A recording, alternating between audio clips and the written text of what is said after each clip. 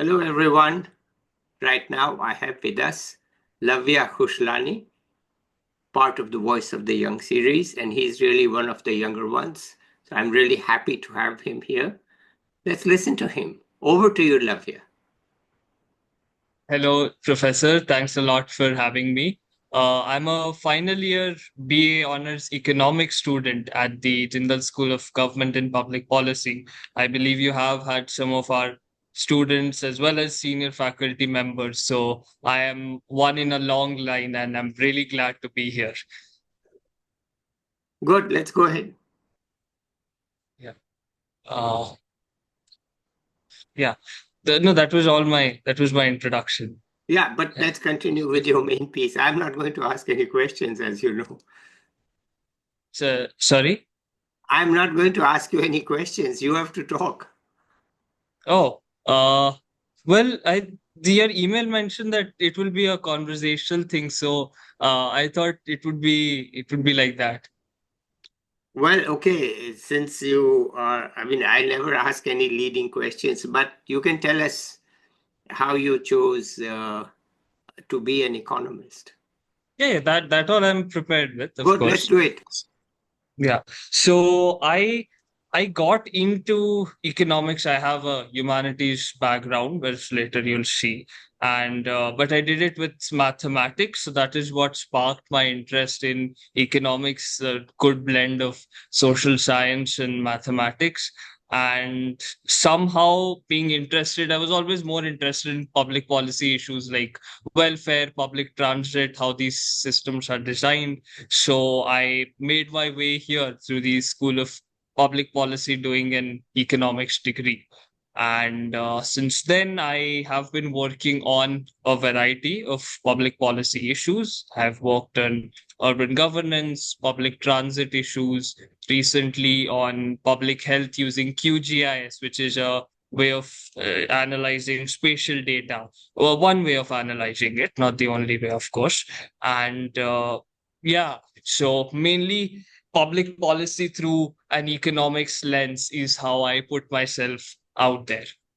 Okay, very good.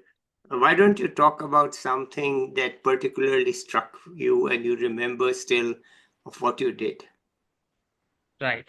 So one thing that was a major motivation in getting into economics and was covered in our coursework here was this question that, okay, why do resource rich nations like Venezuela or many nations in Africa, why are they struggling economically, politically, socially, civic strife, civil wars, conflict on religion, class, ethnic groups, whatever it be.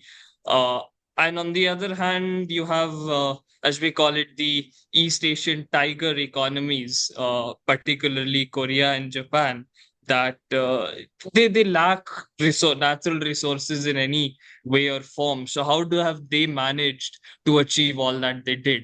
And that was a question I used to ask myself even during high school.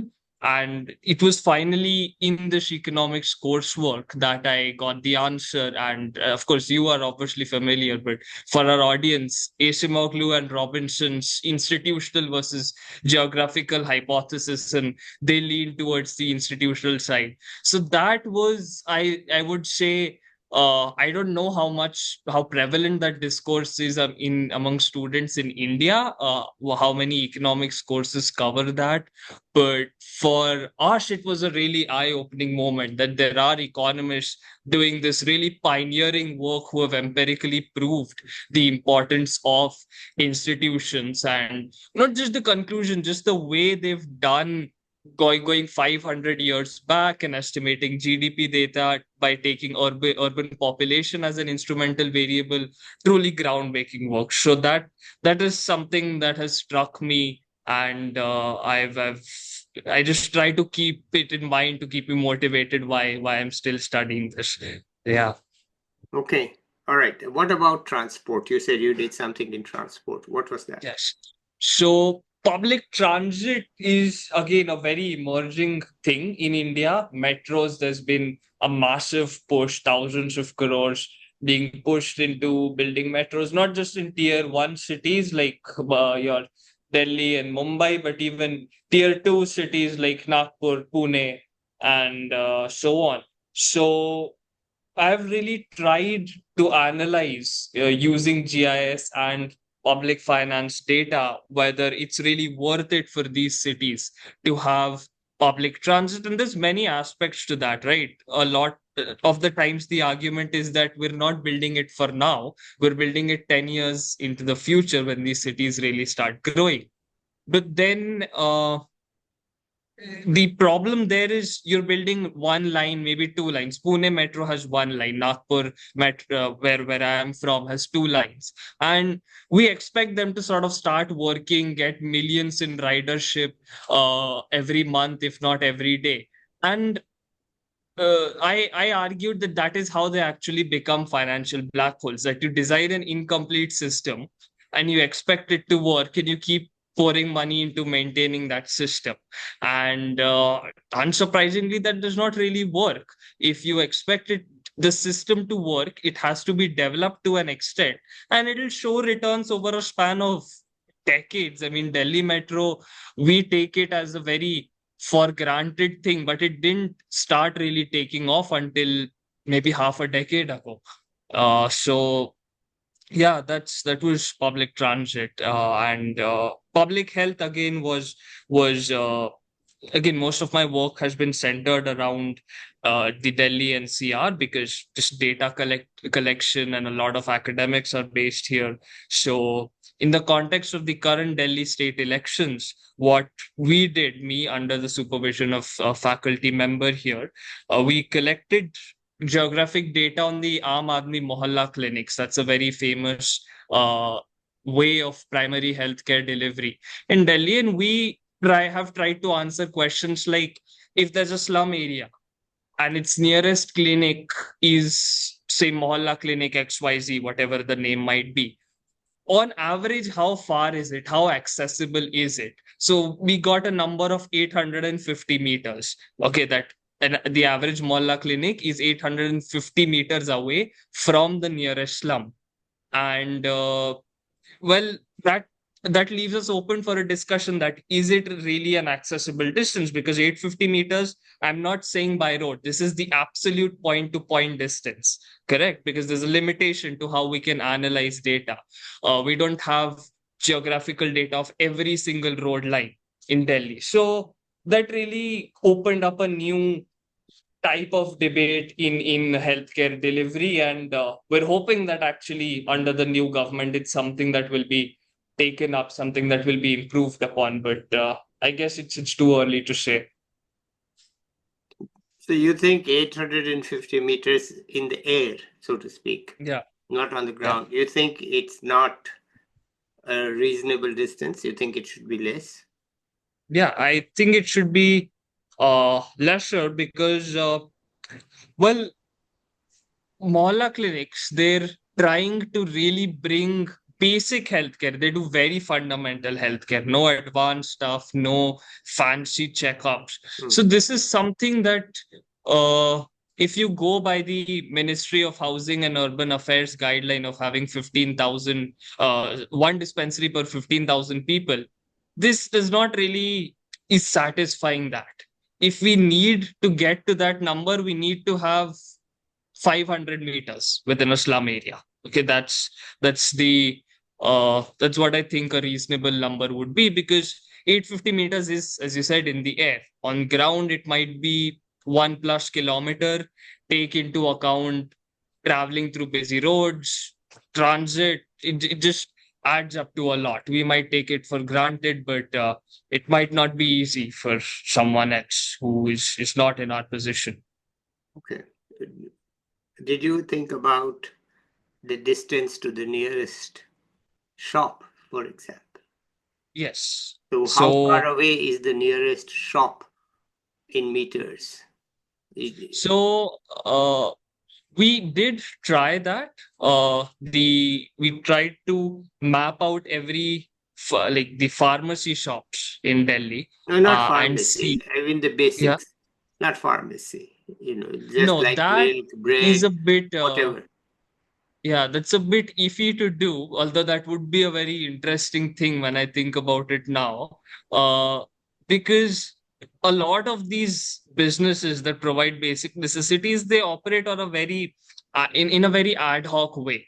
That uncertain timings might not show up on your formal maps and all when geotagging is done, things like that. So it's really difficult to map it out in such a big city. If it was a town, village, maybe easier. But in a city like Delhi, quite difficult to do. I wish there was a way to do that though, because that would answer a lot of questions, make things a lot easier for a lot of urban planners who are doing cutting edge work. So yeah. Okay, all right, good, wonderful.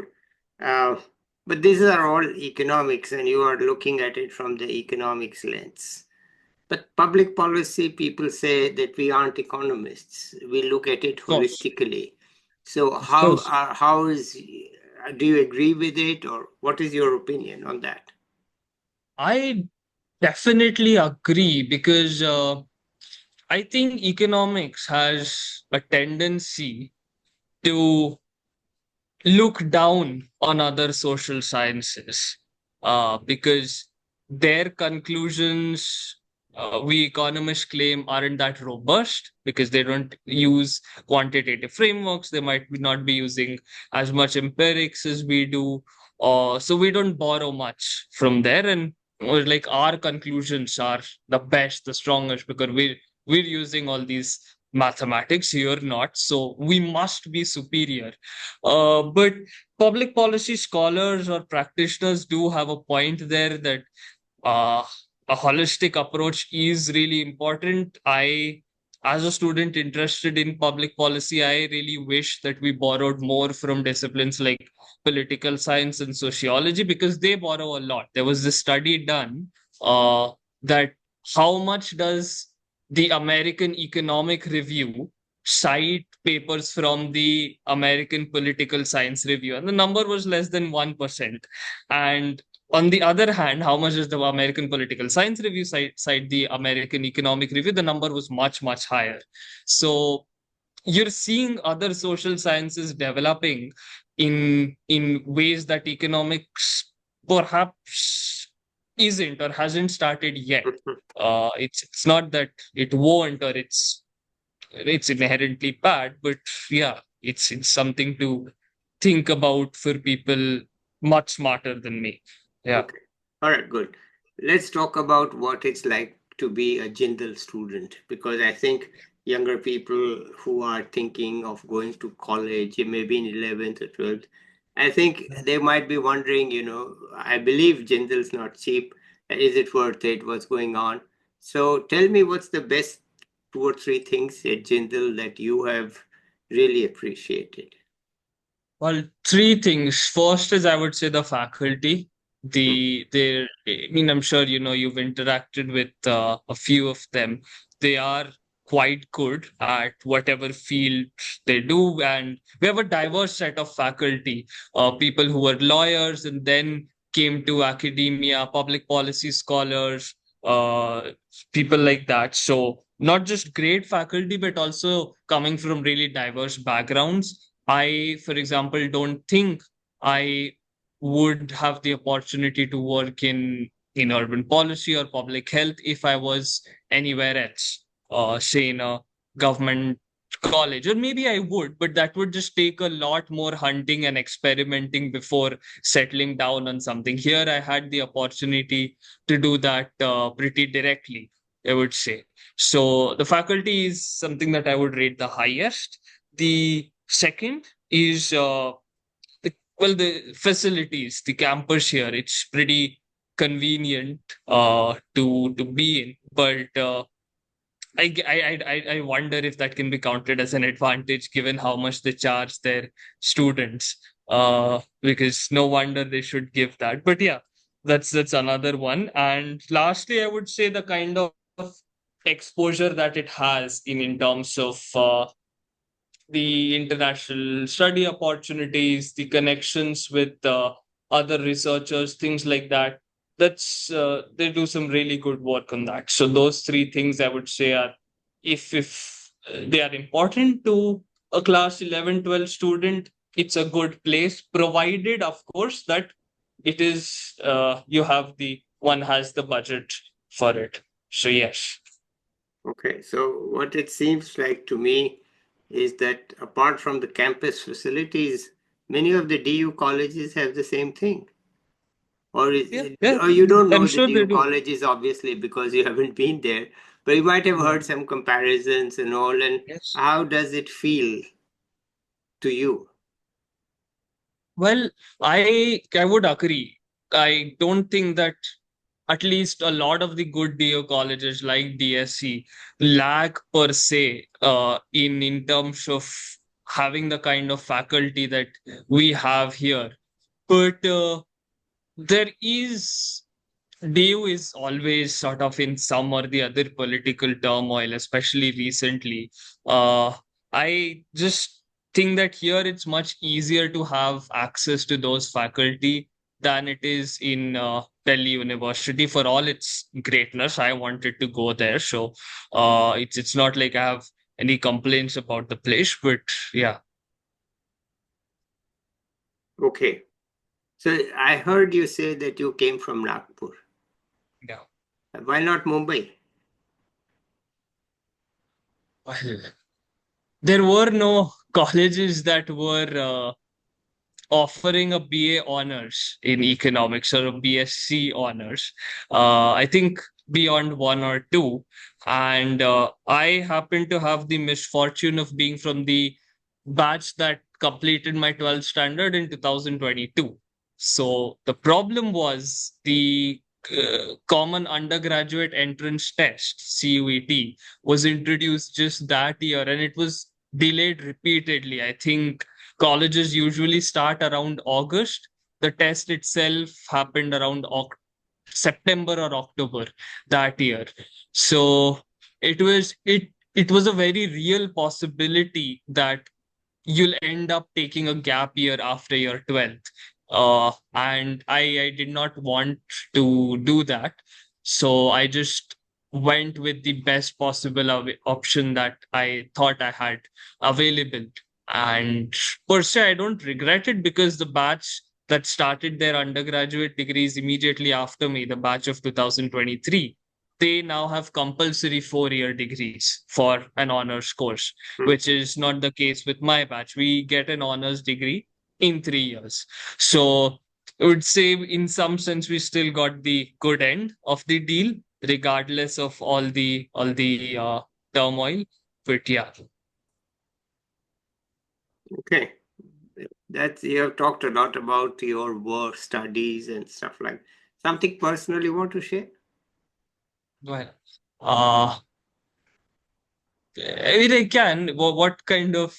I was just wondering, what kind of things would the audience Who cares? Just benefit you. from the It's your choice. You just go ahead. yeah personal? Uh, well, I'll have to think about. I can't think of anything at the moment. It's really on the spot here. But no, I don't think anything particularly comes to mind. Okay, all right, wonderful. Okay, what do you intend to do with this BA? You are in Yeah. final year, so you have to think about the next steps. Yes. So What is it that you uh, are thinking? I mean, we've discussed much about public policy here, so I think you people would have gotten the idea that I want to build a career as a policy researcher, and for that, I'm planning to work for the next 1 or 2 years before going for a master's in public policy. I don't. I had a lot of internal debate about going for a master's in economics versus a more professionally oriented course like a master's in public policy or development practice or whatever colleges want to call it these days.